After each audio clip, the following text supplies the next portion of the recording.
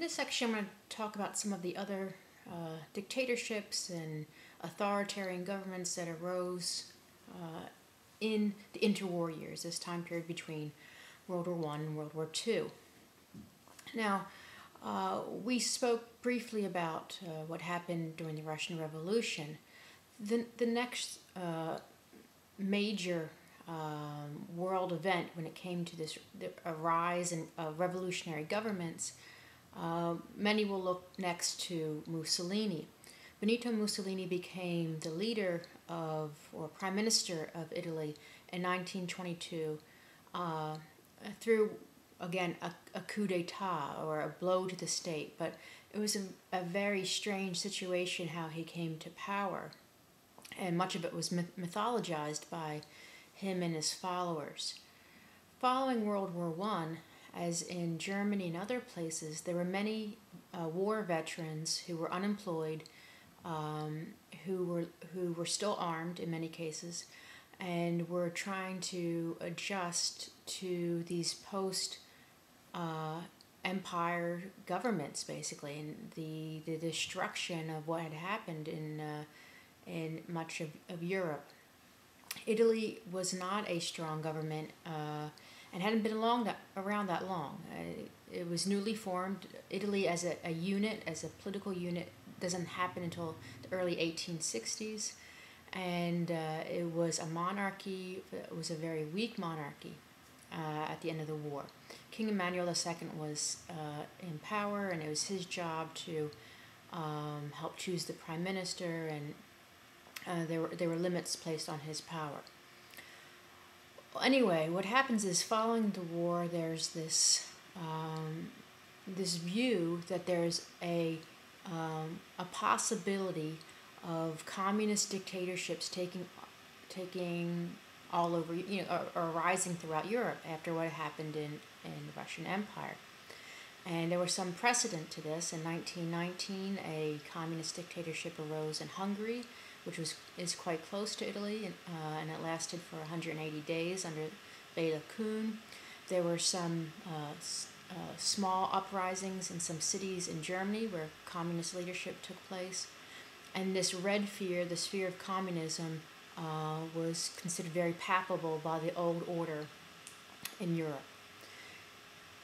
Benito Mussolini was an editor for a newspaper, and before the war he was socialist, so he leaned towards the left.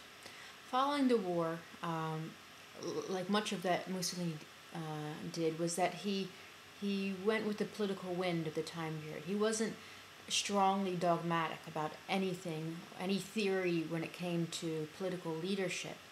He's very dissimilar to, for example, Stalin or Lenin, who had this basis in Marxism. He's very different than Hitler, who had this very strong worldview and politics to go along with that. Mussolini was all about the worship of power, pure and simple. He felt that men rose to their own natural nobility or such through warfare. Anyway, when the war ends and there's these groups of, disenfranchised, distraught veterans, there were often conflicts of these what we'd call paramilitary groups. So certain groups formed who had weapons, and these guys would be fighting in the streets. And in Italy, it came down to two major groups at the end of the war, really. There was communist paramilitary groups, which were quite small, actually. And then there was the Squadristi di Combattimento under Mussolini, which the Squadristi, this paramilitary force, he later would name under the party of the fascists. He called this group the fascists. The word fasces comes from the Roman bundled sticks that would be carried in parades. The fascists created this view that Italy was under threat, and that King Emmanuel would be unable, and the military would be unable to control this threat of communism. So Mussolini sells himself to the Italian people, or at least convinces many people in Italy that he's going to be a protector against these communists. But in reality, it's like gang warfare in Italy at the time. And the conflicts were being made because they were, he was supporting one side and they were supporting another. The reality of a communist takeover was probably quite small. Mussolini, like I said, he played with the political wind. He is able to convince people that this is a real threat. Well, anyway, in 1922, he marches, or he supposedly marches on Rome in October of 1922. And he was going to gather tens of thousands, millions, or whatever, of these young men, these black shirts, the squadristi, and go to Rome and demand that power be given to Mussolini.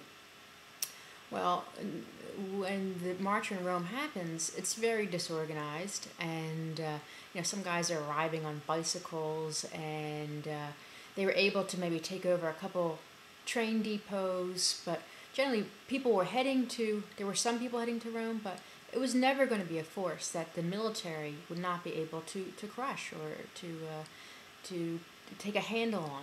King Emmanuel II, however, blinked, basically, and he thought that the Mussolini's forces would be much larger than his own, or he thought that this would be the only solution, just to give him power. So nothing really happens. A few thousand men start heading to Rome, and it's a huge city of probably a million or more people at the time period. And King Victor Emmanuel basically hands power to Mussolini after the march.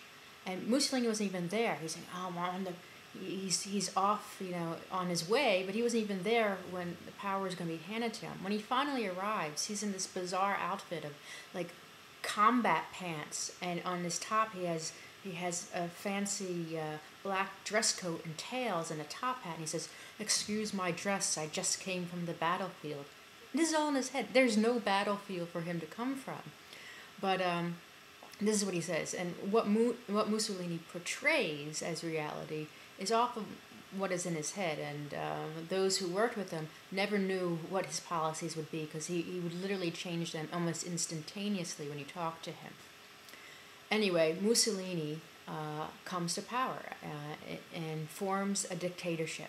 Within a year, a law is passed called the Acerbo Law that basically said that the parliament would have 2/3 representation of any party that could gain a quarter of the population's vote, which is bizarre. So if you gain 25% of the population in their vote, then in the parliament you'll get 2/3.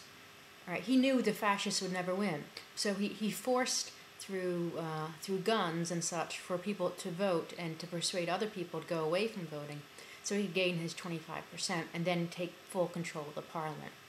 Parliament is not going to be really any cause of problem for him, because they were basically his underlings and oftentimes thugs in the parliament. And he's slowly going to eliminate his competition. There's an assassination on a man named Matteotti, who was the leader of the socialists. And one by one, he's going to eliminate any party from gaining control. He's never going to have full control, as under a Stalinist dictatorship. He's going to take steps, though, that he's going to have full power in terms of asserting his agenda. And that's the difference between these two governments. Stalin's government is going to have full power of fear over the people through watching and bureaucracy and all these other things. Mussolini doesn't achieve that, but he does achieve full power. And I'll talk a little bit about how that happens.